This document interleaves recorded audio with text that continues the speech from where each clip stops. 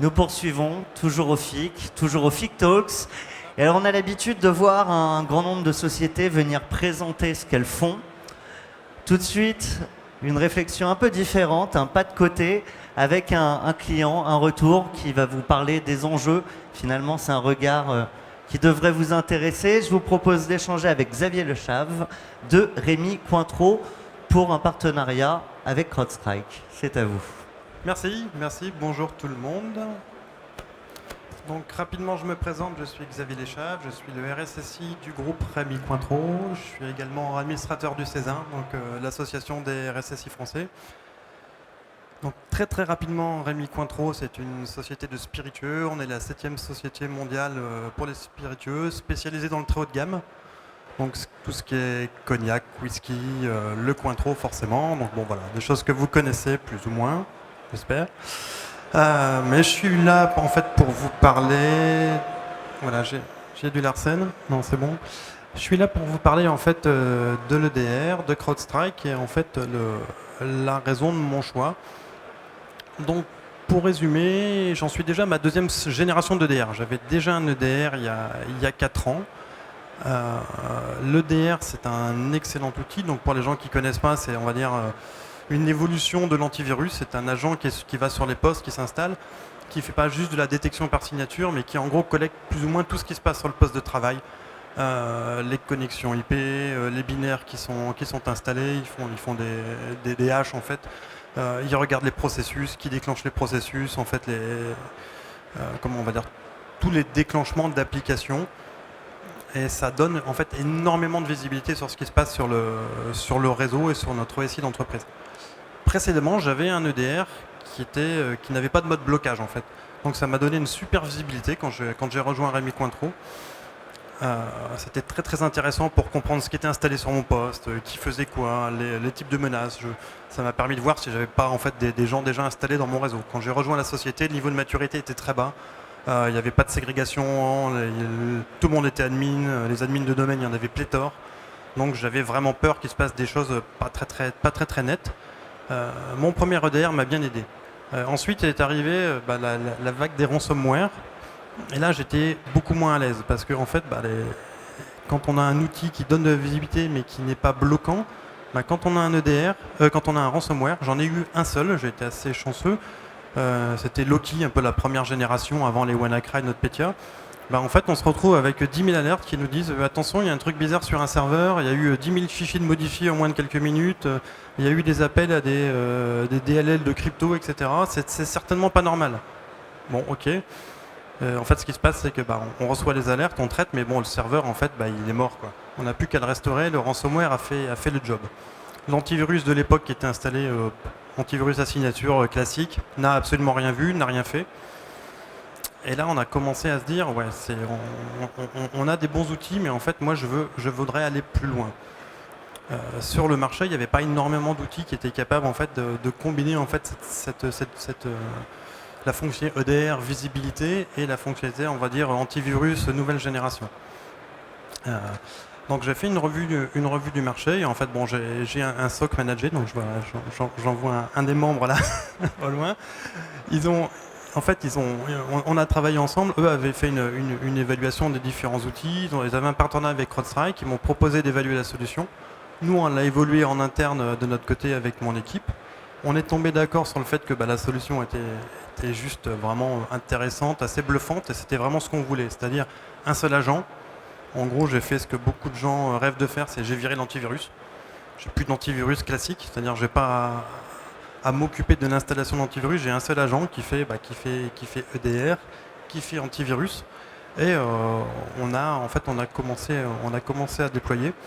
Alors pourquoi CrowdStrike? Donc, comme je disais, mon intégrateur et mon hébergeur, mon SSP de SOC avait signé un partenariat, était assez, on va dire, emballé sur le produit. Je l'étais aussi. En plus, CrowdStrike est connu non seulement pour l'outil, mais en fait pour ses capacités de threat intel, pour les équipes qui font de la recherche derrière. Donc ça, c'était intéressant. Et en plus, on a des modules supplémentaires, par exemple la gestion du port USB, les modules sur les vulnérabilités, les modules sur les inventaires.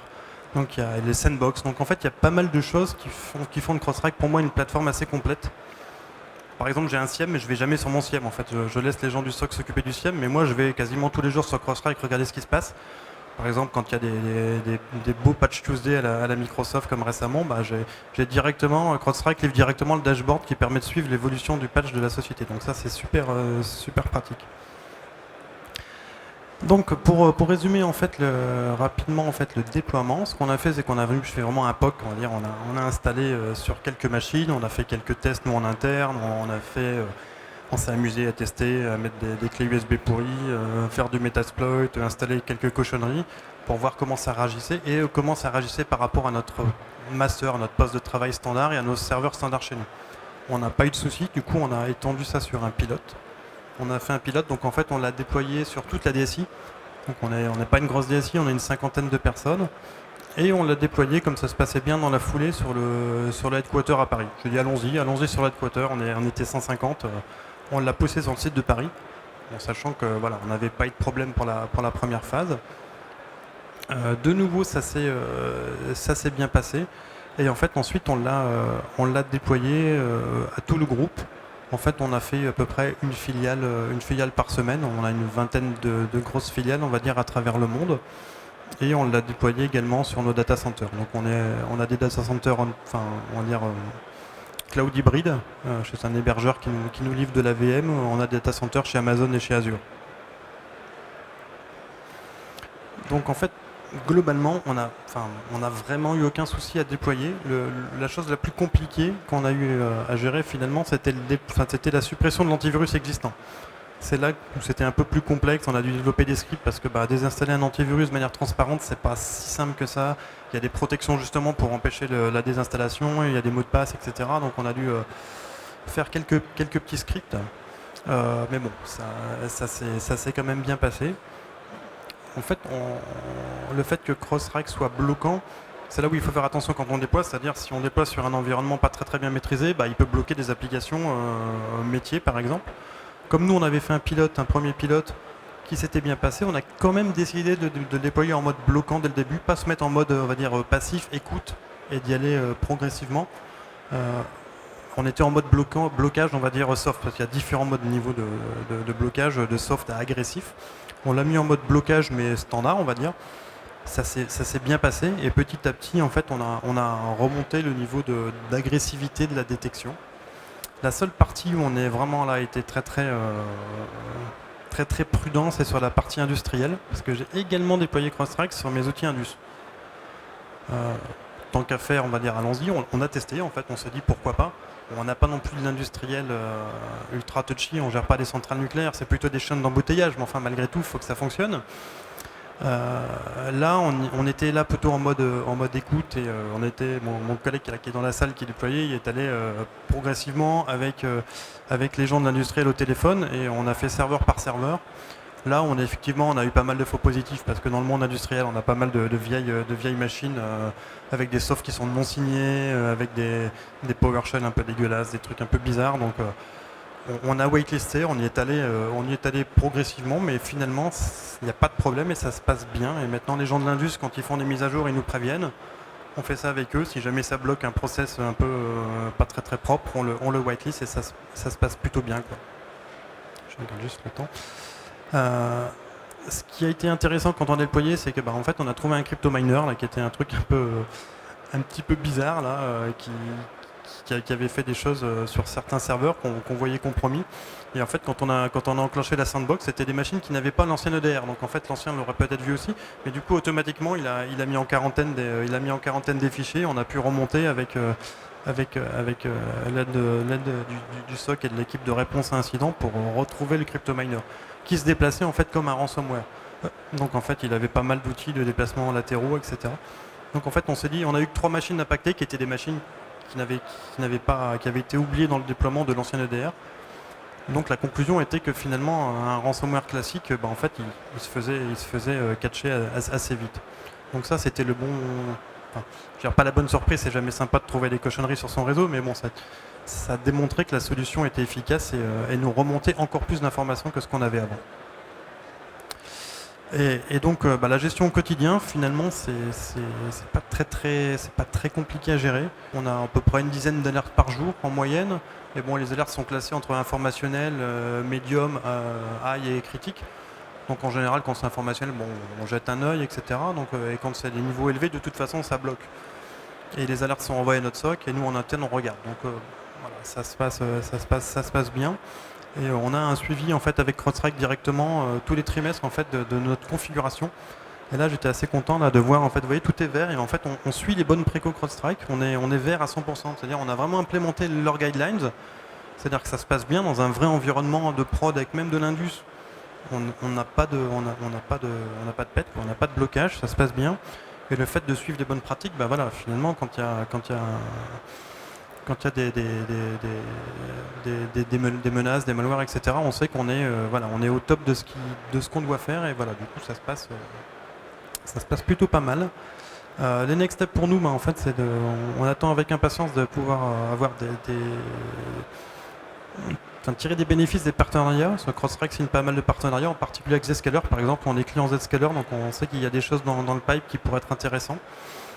Aussi, on va pouvoir personnaliser le dashboard. Il y a pas mal de nouvelles choses qui arrivent. C'est l'avantage de la solution, c'est qu'il y a beaucoup de nouveautés régulièrement. Et à terme, moi je me pose la question, je me dis que peut-être même la plateforme pourrait carrément remplacer un SIEM si on était capable en fait, d'archiver les logs dans la plateforme.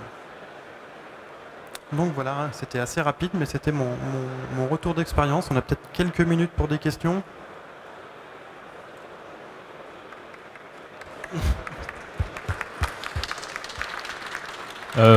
Bonjour David Maïs, Saint-Gobain. J'ai une question concernant le déploiement de CrowdStrike. Est-ce que vous avez rencontré des incompatibilités au moment du déploiement? Pas des blocages, mais vraiment des incompatibilités? Non. Ok, d'accord. Non. Ok. On a installé sur principalement Windows, on a un peu de Linux, serveur Linux et quelques Mac. Ouais. Bonjour, David Charpagne, Carrefour. Moi j'ai une question concernant les performances. C'est des inquiétudes de la production qui sont récurrentes. Alors, au niveau de performance, le fait qu'on ait viré l'antivirus, en fait, on a des meilleures performances qu'auparavant. Parce que c'est beaucoup moins consommateur en fait en CPU et en mémoire. En fait, l'agent est assez léger. Et en fait, comme c'est pas des analyses en tâches de fond régulières, etc., c'est au niveau performance, au contraire, nous on estime que c'est mieux qu'avant.